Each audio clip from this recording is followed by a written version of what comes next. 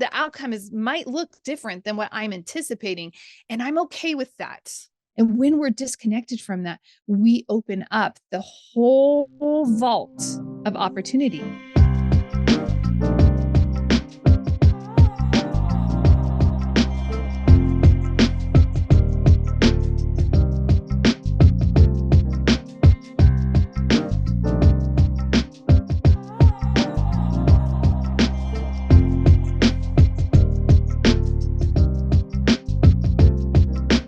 From outcomes and trying to fixate on those outcomes to creating opportunity in our lives. That's what we are talking about today, Conscious Investor. And there's not a better time to talk about it than at this moment. As I'm recording this, we are 27 short days away from the Conscious Investor Growth Summit. And I am so excited to see and meet some of you for the first time in person and to see many of you again for, second, third, fourth, many times in person. You mean so much to me. And being able to be together as conscious investors is very special because we have a different perception and outlook and how we're viewing the world and how we're going about building our wealth and building a legacy that outlasts us. And so I'm excited to just band together and to soak up all of this health, mindset, and wealth goodness together. And one of the things that I notice is that we can go through the motions of attending events, but we can feel a little bit bankrupt by that if we're attending the events and we're not clear about our outcome and what we are going for.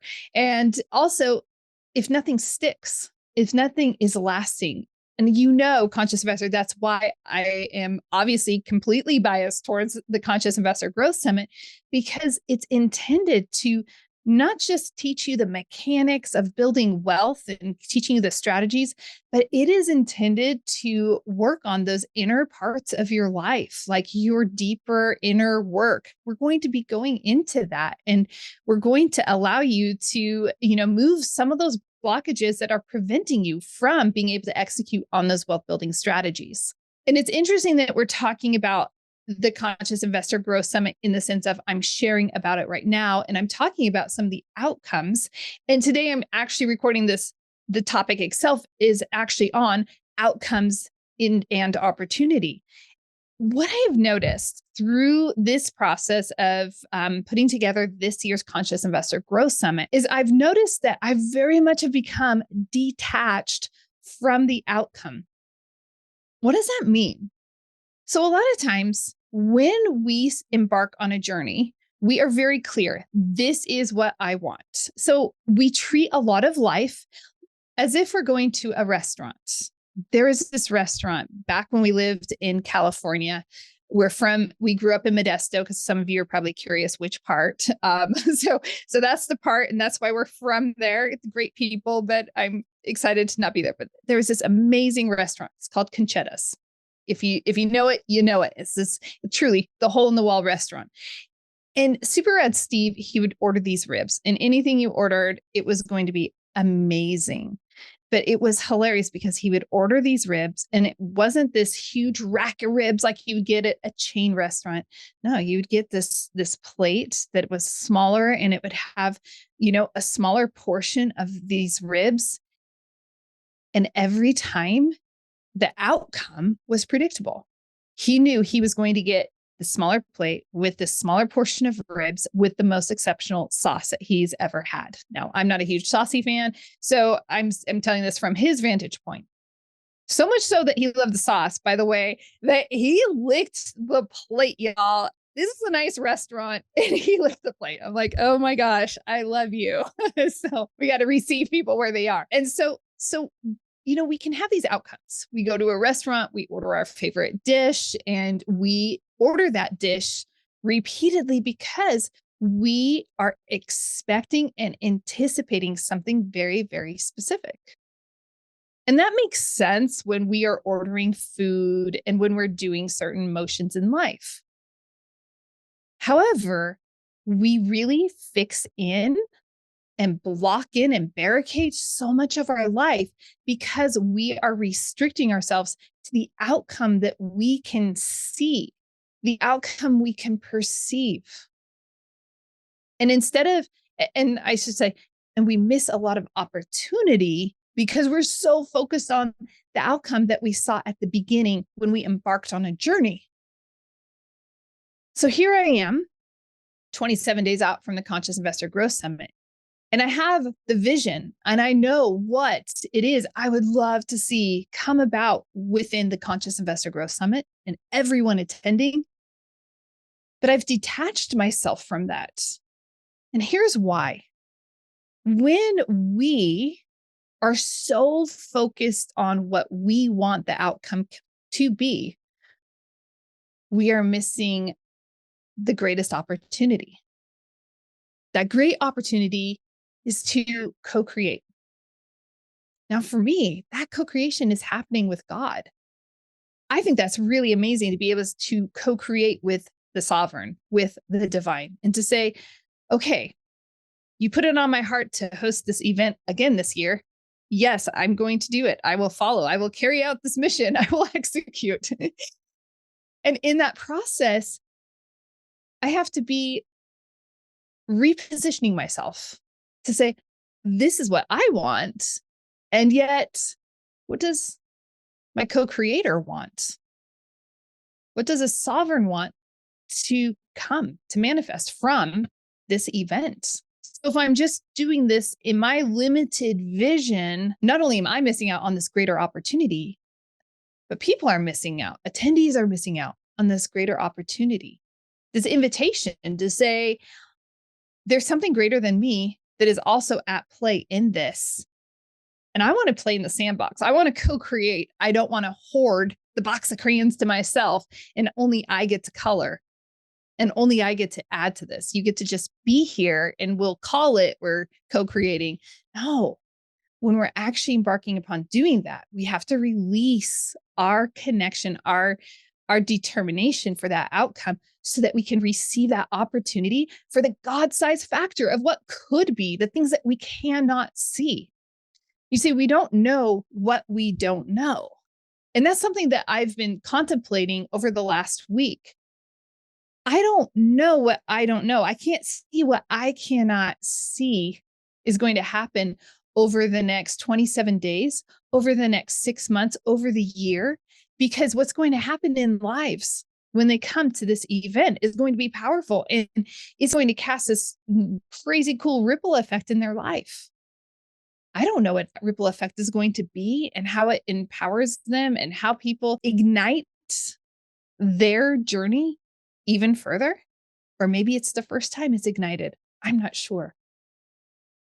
But if I'm tied and connected to simply reaching certain metrics and certain amounts of people and dollars and sponsors and all of it, right? If I'm just so deeply tied and connected to that, I am missing out. What is the God factor in all of this? And that's a beautiful thing when we choose to co-create with God.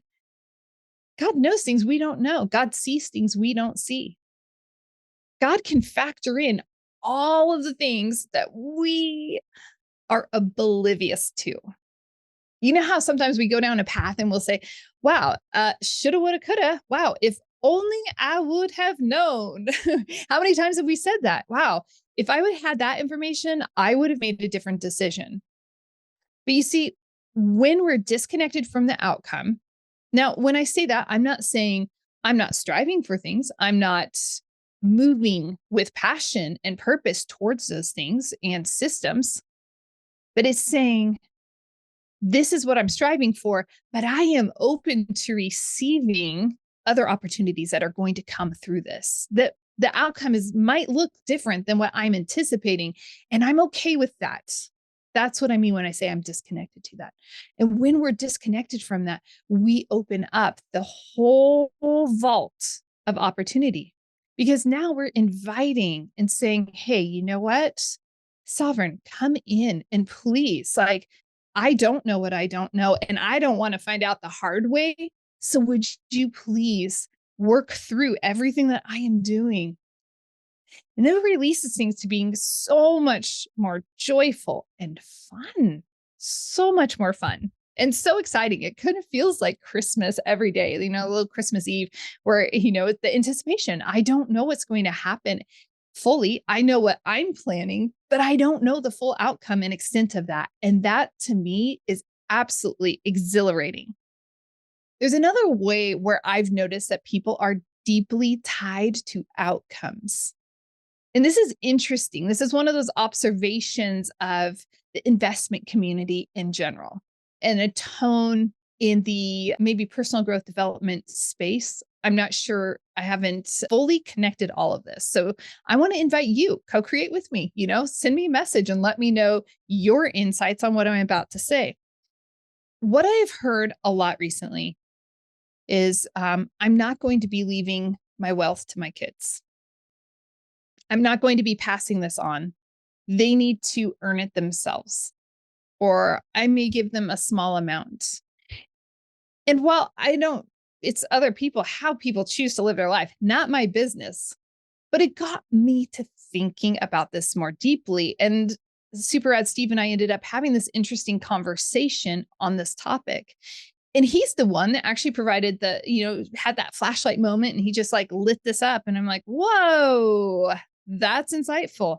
And he said, wow, it's interesting that we think that even when we die and we're no longer here, I'm actually expanding a little bit upon what he said. When we die, we're not here. We're still trying to control the outcome of our kids' lives. That was a mic drop moment for me. As a recovering control freak, you've heard me say that many times. I'm fully qualified as a control freak, as a wife, a mom. I was a teacher, like I have so many prereqs checked for being pre-qualified as a control freak. And all this to say is that we can be so meticulous and think that if we live that checklist life, which there's a podcast episode on that, if we live that checklist life, if we do things right, then we have control over the outcome. If I eat healthy, if I do the right exercises physically, I am going to live and I am going to outlive everybody and I'm going to have a super healthy life. Let me be clear, conscious investor, I'm all about health and fitness and we should be taking care of our physical being. That is a core value of the conscious investor. However, when we are deeply connected to that outcome, if I do this, then that, we're going to get blindsided and it's really going to hurt. Remember, I'm also pre-qualified at living a checklist life and I was a checklist Christian. And so I understand these checklists and I understand the disruptions that can come. Some of you recall me finding myself in an abusive marriage in my early 20s. That I had a checklist life. I'd already checked all the boxes. I had done everything the right way. Like that should not have been happening. Why is this happening? When my dad dropped dead unexpectedly. Wait a second, dad's healthy. What the heck? Like he's superstar papa. How can he be, taken away from my children? Like, no, I need my true north here. You see, we can be so deeply tied to these outcomes of if I check the boxes for my health, if I spend enough time with my kids, or you might be on the quality side of time, or you might be on the quantity side of time. But in either regard, if I do this for my kids, then my kids are going to be that. I used to be that way so much so when our kids were little. Our son was sleep trained. Okay, I'm going to use Baby Wise. My cousin recommended it. Honestly, it worked out super, super well. I will say that. That did work out really well. But it was also playing into my temperament of, if I do these things, this will be the outcome. And I started applying that to my son's life. Well, if we give him all the opportunities, then he is going to be this certain type of kid and he's going to have this certain temperament and he's going to have these certain opportunities in his life. If I take him to the Natural Science Museum in Denver, and if we go to the botanical gardens, and if we go to the zoo, and if we go to play groups, and if I expose him to XYZ, he's just going to be like the superstar genius. And guess what? I have the best son I could possibly have. He is strong of mind and he is strong of heart. But let me tell you, that guy broke me of all of those checklists. He reminded me, you are not in charge of my outcome. I am a person. Hear me roar. and he helped grow me up to realize, oh, I'm a trusted guide. I want to earn that position in his life so that I can guide and influence him the way my dad did in my life. My dad served, and that's what I've determined it to be. I've come up with that term as I've reflected on my dad and his impact and influence in my life being so substantial. But my dad wasn't connected to the outcome. He was connected to the opportunity. He was connected to the person, me. And he invested in me, not in the outcome. He didn't take time to ask me questions and ponder why, because he was trying to control me in some subconscious way or in some direct way. He was guiding me and leading me because he cared about me. A lot of times as parents, we can be so compelled to want our kids to have the very best, and our hearts are in the right place. But we're so focused on the outcome that we forget this is a person with unique DNA who is uniquely created and hardwired to do something extraordinary in the world. And I don't even know what it is. How would I know what it is? I am not that person. And that person has to be connected to God. They will get the whole picture. It will be okay. I'm going to invest in the person, not in the outcome. As Steve and I were talking about, well, we want to leave. We determined we want to leave our kids everything. We want to train them and equip them. And guess what? They could totally blow it all. They could waste it all away. But is that okay? Am I connected to the outcome or to the person? Maybe they need to lose it all in order to have that ultimate breakthrough that is actually what ignites them into the most extraordinary life. Now, Super Rad Steve and I won't know because we'll be 6 feet under, or spread over the mountains or something. I don't know, but we won't be here to know or to witness that. Should we outlive our kids and all of that, all things considered. But it's an interesting thought to understand that we so want to control things around us because we're so directly connected to the outcome that we miss the opportunity to really serve and support, to guide our kids, to be there for friends, to be there in our community in a way that is shaping from the inside out. You see, there isn't a project I've embarked on in my life that has turned out exactly the way I thought it would. Yeah, it hits the metrics, okay? It's not like, wow, you were going to paint a blue sky and I see that you now have a drawing of an alien here. No, it's not that outlandish, but it's saying that, and I'm sure you can relate, conscious investor, is that we embark on things. Maybe we take a trip somewhere and we get a flat tire. We didn't see we're going to get a flat tire. Or you know what? You forgot your passport at home. Oh, geez. And you're having to figure that out. Things happen along the way that are unexpected. And we change from the inside. Everything around us is influencing us and giving us more information, more data. My changes as a parent have been substantial over the last, almost 16 years because I've changed as a person as I've been, learning to interact and engage. I've changed as a wife over the years. It's been, wow, I think we're 18 years married this year, right? And so if that hasn't changed you over the years, and hopefully for the better, There's some reflecting to do. Are we so tied to the outcome? With our spouse, are we so tied to, well, he doesn't do this for me. And so like he should be taking care of us in these ways and he should be doing this and da, da, da. It's like, is that the outcome? Are you looking for that outcome? Are you looking for that tenderness and the romance and all of that? What are you putting into it? How are you influencing that? You see, we are a huge factor in the outcome. A lot of times we're afraid. And so we will act towards the outcome that we can see. And we want to control it because we're afraid. What if it doesn't turn out this way? What if I give my kids all this money and they blow it? And there's a fear there versus that abundance. What if? What if?